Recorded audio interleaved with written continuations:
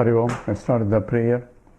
Om Samasta Jana Kalyani Niratam Karunamayam Namami Chinmayam Devam Sadgurum Brahma Vidvaram Vasudeva Sutam Devam Kamsachanura Mardhanam Devaki Paramanandam Krishnam Vande Jagadgurum Tvameva Mata Cha Pita Tvameva Tvameva Bandhusya Sakha Tvameva Tvameva Vidya Dravidam Tvameva Tvameva Sarvam Amadeva Deva Tvameva Sarvam Gurudeva Deva. Hari Om. We are doing the Vedanta Sangraha of Ramaraya Kavi, and we are on the 11th chapter, which is related to the Kshetrajna, which is somewhat parallel to the 13th chapter of Gita. Here Kshetra is the everything starting from Antakarana to all the way to the bodies, and including the ego also in that. And even though normally we say ego is the one who is knower, but it is actually Atma in that, because ego involves I am this is the ego. That I am part is coming from the Atma. So actually Atma is the knower, but I am identifying that I am with the ego, because I am, this is the ego, and this is an object, and I am a subject, and identifying with that object as subject is due to confusion, not knowing what we are. Also for transaction purposes I had to do that. But if the Lakshartham, the indicatory meaning of the knower, that our ego is nothing but Kshetrajna, which is Atma. Another way of saying it is also Yadva. This is the third paragraph in the 11th chapter. Yadva sa chaitanyasya ahankarasya jnatrutvat kevala ahankarasya jadatvat ahankaragataha chaitanyamshaha eva jnata. So who is the knower? Say, everybody says, I know, I am the knower, I am the doer, I am hearer, I am seeing, all that everybody identifying with their egos. But it says, you can look at this as the Nai Chaitanyasya Ahankarasya Jnatrutvad, because the consciousness is the Ahankara ego, is is a knower apparently, we use it. Kevala Ahankarasya Jadatvad, in that I am a knower, the Kevala Ahankara, the ego aspect of it, where the identification involved, that is, ego involves, even though I am, this part is the identified as Ahankara. So I am the knower. We're talking about a particular body, mind, intellect, not the consciousness. So shifting the attention from I am part to this part and identifying that as the totality, that is the problem. Whereas any this part, that I am this, any this part is jadam.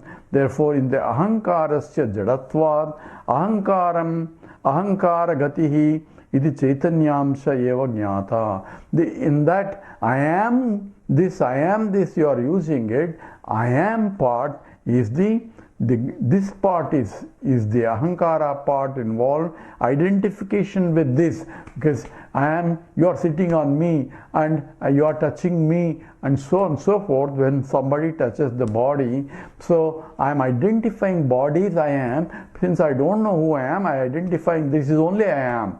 And even if it tells you are not this, then I won't listen to it, because identification is so intense, and that is ahankara, that's the ego. Ego has to be surrendered.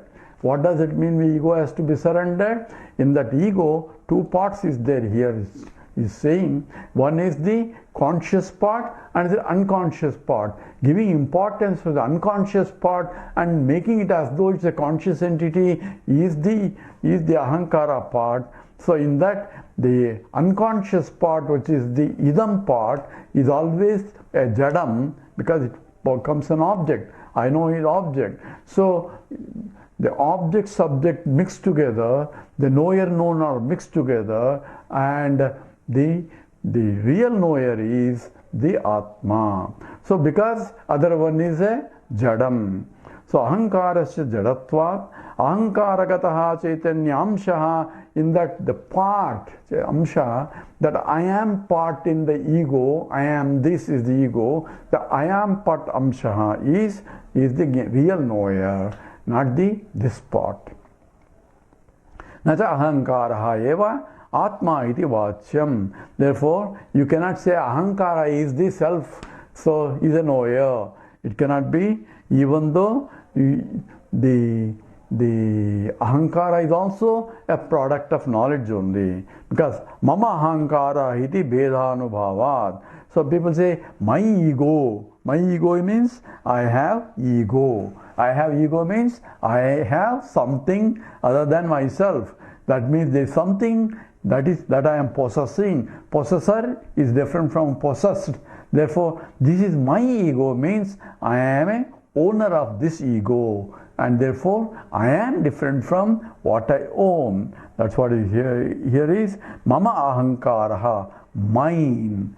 This is mine, this is mine. That is part also, ahankara also. Mama ahankaram iti bhedanubhavat. So any statement is my ego means my ego. So ego is also object of my knowledge. So I am not, the ego is not a knowledge, because I know ego also, that I am the real knower, kshetrajna, and ahankara is also kshetram only. So mama ahankaraha iti bhedanubhavat. Sushupchadishu. So you bring another argument here. Sushupchadishu ahankara nasa darsanat.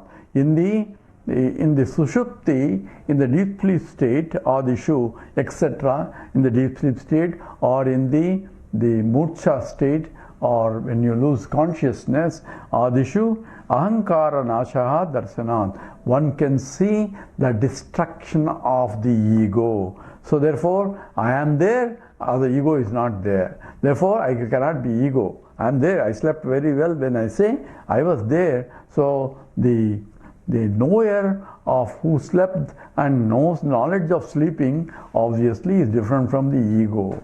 Even though in the morning I get up and say I didn't have good sleep, I slept very well like a log, and all those statements mean it is the ahankara claiming that action that was already performed. So it is, therefore it is a sushupchadishu ahankara nashaha darshanat. So one can see, darshanat means one experiences as though that there is no ego, ahankara got destroyed in the deep sleep state. And the question is that true? What do we experience this? The problem is in the deep sleep state that I am not even conscious of myself, that I don't have ego also. So in the sense, there is a no kshetrajna, jnanam is also not there, because kshetrajna comes when the kshetram is there. But I am that the pure Atma is still there. Atma cannot disappear, and that's what he's going to tell next. And that Atma, but what I'm conscious of is not there. And the question that was raised and many discussions is that an experience or is it an inferential statement that I don't have the ego or I am so on and so forth. Here, on the transactional basis, the mind as though from the Vijnanamaya Kosha folds into become Anandamaya Kosha. Folding of Vijnanamaya means there is no subject-object duality. Kshetram, Kshetrajna, duality is not there because there is no Kshetram there. Therefore, Kshetrajna role has not there, but Kshetrajna alone is there without Kshetram. That's what it implies. Now, when say in the question that is, then who experiences the deep sleep state? Is it an experience? Is it an experiencer? There is no experience duality there, because the duality involves the mind, and the mind involves both the knower known thoughts are there. Since there are no thoughts, therefore ahankara is not there. It's at the same time experience is recorded and that is recollected. That experience is positive, and therefore it is an experience of the mind, of the absence of the knower-known duality. Kshetram, Kshetrajna duality is not there. That is the experience, and the experience is recorded as though, because the mind to reveal that is not there. So when you get up in the morning, that experience is not an inference. Experience is positive, but inference is by this one, this I did not see anything. Ego claims because he has no knowledge of it, and all he knows is only I did not know anything. But at the same time, he also says I slept very well. So if you do not know, how do you mean who slept very well? If the ahankara is not there, but ahankara is claiming I slept very well, then ahankara is in the very subtle form only. That's what we have to be careful here. Simple example I give is there a experience versus the inferential. This one is a recent discussion in the Advaita list also. Says that I am in the pitch dark room sitting there, and my wife brought a plate of laddu and left it there, thinking that it will be safe there. And she saw I'm sitting there in the dark room, and she left the plate thinking that I am in meditation or something. So after an hour back, she came back to pick up that plate of laddu. There's only plate, no laddu there. So she said, you ate all that laddu? I said, what do you mean I ate laddu? How can you prove that I ate laddu? He said, laddu, you are there and laddu plate I brought. So laddu was there before, now only plate is there, no laddu, and you are still there. Therefore you must have eaten. There is nobody who has come here. And that's what is called inferential eating laddu. Because by inference, she deduced, because she didn't see me eating laddu, so by inference, she assumed that I am the only guy there. Somebody might have walked in and ate laddu and left. That's a different story. But since there is no evidence of anybody else coming, she inferred, that's called the inferential experience that I ate laddu. Only problem is inferential laddu does not fill up my stomach. If I really eaten all that laddu, then she will ask him, okay, eat something else now, lunch. He says, no, I am full. How can I be full if I have not eaten? That means the eating laddu was fulfilling. The same way, when after getting up from the deep sleep state, the ego says, oh, ego was not there. Then who slept very well? Ego cannot be tired anymore. He said, no, I don't want to sleep anymore. I slept very well. So that means that experience is not inferential laddu, it's a real laddu. Therefore he is full. Same way, that deep sleep state was not inferential from the ego point. It is an experiential claim by the ego. It's in the subtle form. But during the deep sleep state, there is no duality of kshetram, kshetrajnam. Only kshetrajna without kshetram is there, because the self is there. So this is a very subtle discussion here. Sushuptyadishu ahankara nasa darsanat ajo nityaha srutya nityasya atmanaha nasha ayogat. So here he gives you Shruti statement, ajo nitya shashvatoyam purano nahanyate hanyamane sharire.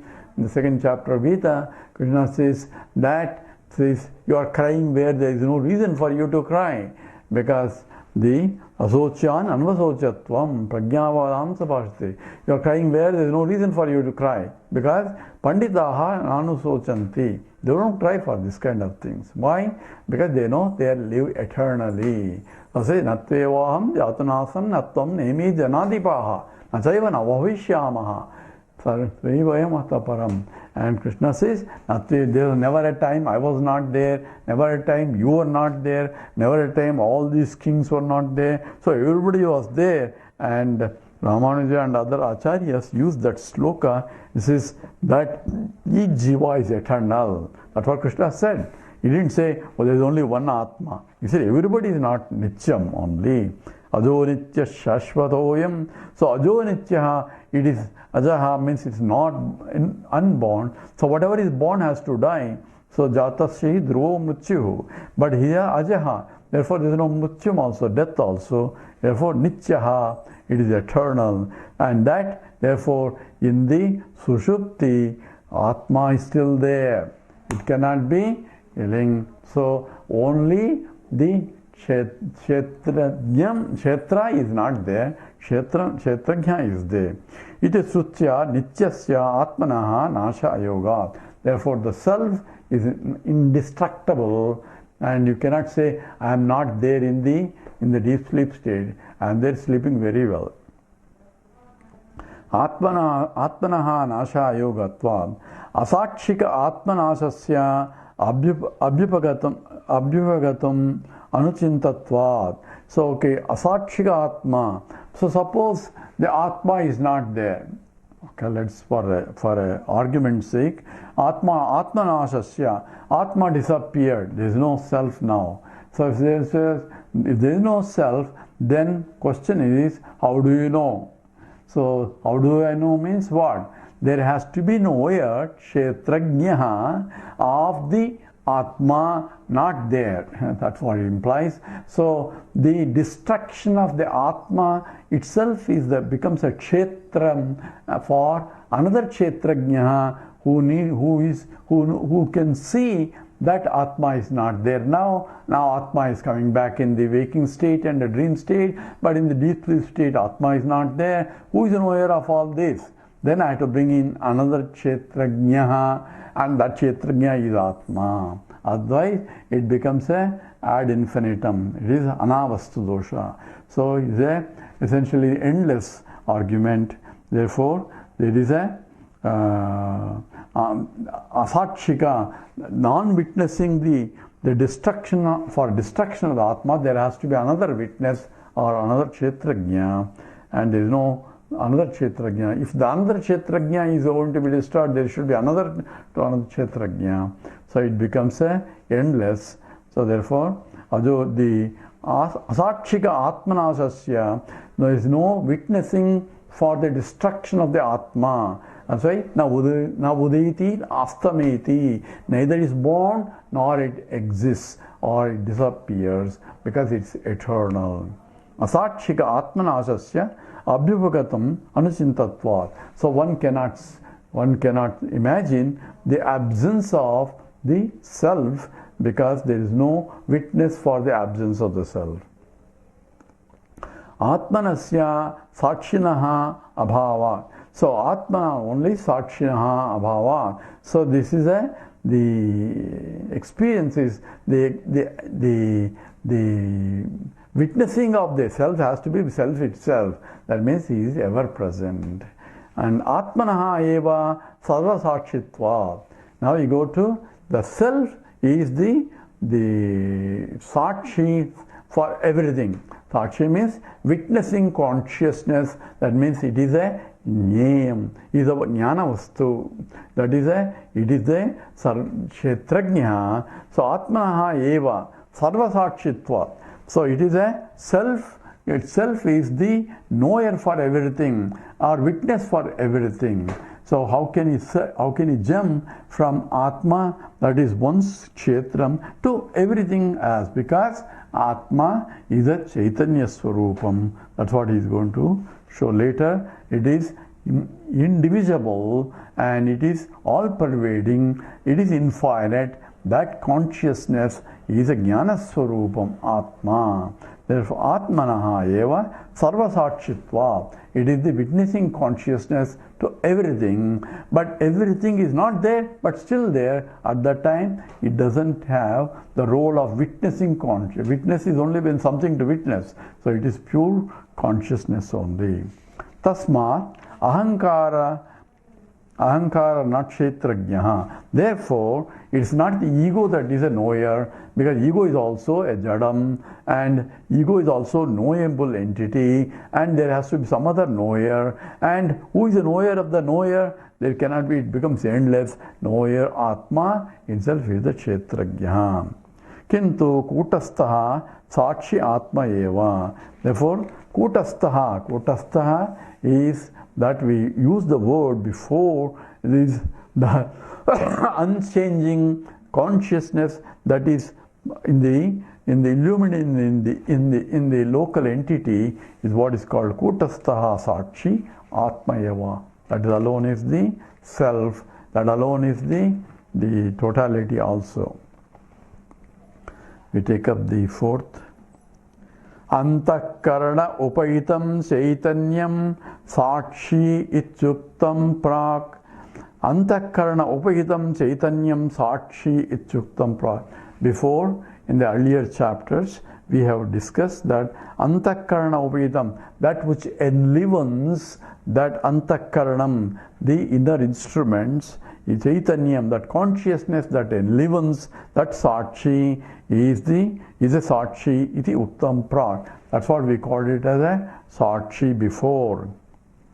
Aham ekopi kshetrajnaha so upadibhuta antakarana bhedat aneka iva bhati. So aham ekopi, even though I am part is the kshetrajnaha is a knower, I am part is a knower in this, I am a knower. That I am part is real Atma, real Kshetrajna. This part is only a egotistical, the equipment part, and in that knower part is only this part, and that is even only one, ekaha api, one without a second, and Kshetrajna is a knower of so upadibhuta antakarana bhedat, because of the inner differences of the equipment's differences, aneka iva bhati. So it as though appears as many knowers here. So I know this, but I don't know that. And he knows that, but he doesn't know this. So the knower seems to be different, not because of the knower differences, because of the antakarana differences. The instruments for knowledge is also. So here we have to be careful that the pure Sakshi, there is no knower question also. From the point of pure self, there is no distinction between knower and known. It is all in the transactional world, which is going to discuss later. And this knower in the transactional world, transactions are occurring at the upadhi level. That means at the inner instruments, that we call it upadhi instruments, where the consciousness enlivens that. And enlivening means by its mere presence, it is becoming active as though the consciousness is beaming through it and expressing through it and making that instrument antakaranam as though knower in the process. So here all the complexities are involved. Since the instruments of knowledge, antakaranam, the mind and intellect and the memory, chitta and ego are different for each jiva. Therefore, it looks like there are differences are there, but it's only ekaha. Aham ekopi kshetrajna is only one knower because of the differences. So upadhi bhuta antakarana bhedat, because of the individual differences between the instruments of perception, upadhi, aneka iva bhati, as though it appears as there are many conscious entities in the world, or many knower entities in the world. Karyam ananvayitvi sati vyavartikatvam upadehe lakshanam. Karyam ananvay sati vyavartikatvam upadehe lakshanam. So what is here he is talking about, what is a upadhi? So here, because different instruments are different, so what is called upadhi lakshanam? So karya ananvayitve sati vyavartikatvam is though transactionally it is only using those as though as a different instruments for knowledge, but itself is only can exist without that also. Therefore, it is ananvayitve sati. There is no all the time association. Only during the Vyavaharika stage there is an association as though with the upadhis, and the upadhi lakshanam is that which is temporarily an instrument for transacting in the world. So for going from one place to other place, car is a transacting upadhi for that. I don't sit in the car all the time and say, this is my car, but I am also doing something else at that time, and I am not always car bound. So car is only upadhi in that sense. So this body is also the upadhi, and body keeps changing, but I am the same. So Pratyagatma, it's called unchanging Atma, but body is changing, but I am using the different bodies of changing bodies. So changing bodies, but I am not changing, I am the same, and the body is changing, mind is changing, what I like before different, everything is changing, but I am a changeless entity in all the changing things. That's called Pratyagatma, that is that which remains the same, that is Atma. Even though it is one, upadhi is only instruments where for expression only, and therefore it's called upadhi lakshanam. And karyanva itve sati yavartikam tu visheshanatvam iti bhedaha. So there ananvayitve, it is called anvayitve, karya anvayitve sati vyavartikatvam tu visheshanatvam bhedaha. So what is a visheshana? A attribute. Attribute is that which is associated with the equipment. Therefore there is a difference between the relationship between the quality and the object that possesses the quality. So even though the quality is different from the visheshana is different from visheshya, that means if I say blue lotus, blue is different from the lotus, so blueness is a visheshanam of the particular, and that is associated with that. Whereas in the case of upadhi, it's not that kind of association. In fact, relation between the visheshana, visheshya, visheshana, visheshabhyam. So visheshya, though the locus for the attributes is different, noun is different from an adjective, and the adjective noun relationship is a big discussion in the Indian logic, and here without going into that details, but here is pointing out what is the difference between upadhi and the visheshanam. One is an attribute, another is the instrument for expression only. Even though we use that as an attribute, how tall is he? He is 5 feet tall, he is 120 pounds or 180 pounds. He is talking about his weight, and this one, the upadhi weight and upadhi weight has been attributed to he, that is the conscious entity, but that's only for transactional purposes. It's only for instrument. As long as using that instrument, he has that weight. If he leaves that instrument will be there, but he has gone without it. So that is what the difference between they are separable. Whereas the visheshana, visheshyam, there are inseparable relationship between the quality and the object. If I say sugar is sweet, you cannot separate the sweetness and the sugar, and they are inseparable, and that's what is called visheshanam iti bedaha. Idascha kshetrajñatvam atmano vyavaharikam eva. In this way, kshetrajñatvam atmano vyavaharikam. So in this way also, we use the upadhi as an instrument for the knower as a kshetrajña. Kshetrajñatvam, knowership, is associated with upadhi right now, even though knower kshetrajña is atma only. Has to be understood. Idascha, even here. Paramarthataha kshetrasyaiva abhavat kutaha tadjnatvam nanu tadjnatvam. Paramarthataha kshetrasyaiva abhavat Kutaha tadjnatvam. So here he is asking a rhetorical question here. So if from Paramartha, this is only from Vyavaharik, transactional reality, but in the absolute reality, there is no Kshetram even, therefore what can you talk about Kshetrajnaha? So only pure self is there. You don't call him at that time Kshetrajnaha. It's only the Kshetram is there, Kshetrajna comes into picture. From the point of absolute, there is no Kshetram or Kshetrajnam also. This is the difference between, this is what whole Bhagavad Gita 13th chapter involves, Kshetra Kshetrajna Vibhaga Yoga. This we stop here. Om Purnamada Purnamidam Purnat Purnamudachyate Purnasya Purnamadaya Purnameva Vasishyate. Om Shanti Shanti Shanti. Hari Om Sri Gurubhyo Namah.